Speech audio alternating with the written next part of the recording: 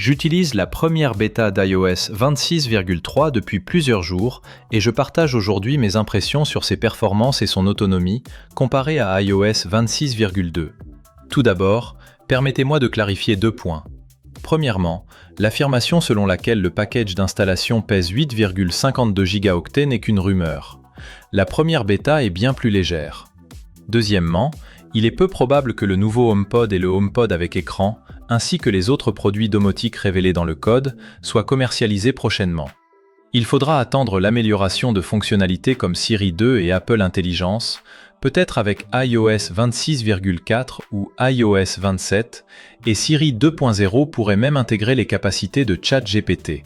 Concernant la bêta elle-même, j'avais précédemment déconseillé son installation pour deux raisons principales.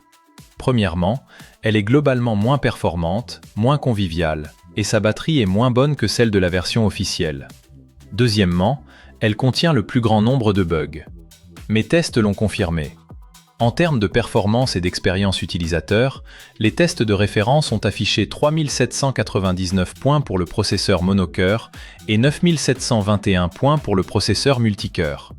Le score du processeur monocœur dépasse légèrement celui de la version officielle, iOS 26,2, tandis que celui du processeur multicœur reste légèrement inférieur.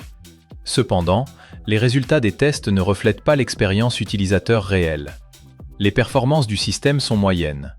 L'appareil a sensiblement chauffé pendant la charge durant les 2 premiers jours, et la batterie s'est déchargée plus rapidement, ce qui est courant après une mise à jour. Le système s'est stabilisé par la suite, mais demeure instable. Parmi les problèmes de stabilité, on note des plantages inattendus de l'application Apple Music, des plantages occasionnels d'applications tierces comme les applications bancaires, et des plantages intermittents de l'application photo. Ces problèmes sont fréquents dans les premières versions bêta, mais les bugs peuvent varier d'un appareil à l'autre, rendant les risques imprévisibles. L'autonomie de la batterie était inférieure aux attentes, mais reste en deçà de celle de la version officielle iOS 26.2.2. Cette dernière, sortie il y a un peu plus d'une semaine, est considérée comme excellente.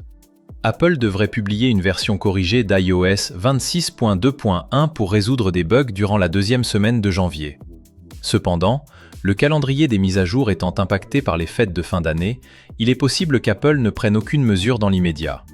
Si certains anticipent une seconde bêta le 22 décembre, sa sortie autour du 5 janvier, coïncidant avec la sortie officielle d'iOS 26.2.1, est plus probable.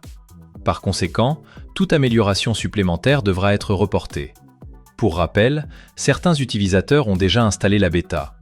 N'hésitez pas à partager vos impressions, positives comme négatives, dans les commentaires afin d'aider les autres. Enfin, la fonctionnalité d'assistant vocal intelligent reste une rumeur sans confirmation officielle. Elle pourrait être intégrée à iOS 26,4 en février ou mars prochain, et iOS 27 pourrait être plus stable, mais cela dépend de la mise en œuvre technique d'Apple. En résumé, la première bêta d'iOS 26.3 est incomplète et présente de nombreux problèmes. La mise à jour est donc fortement déconseillée aux utilisateurs réguliers.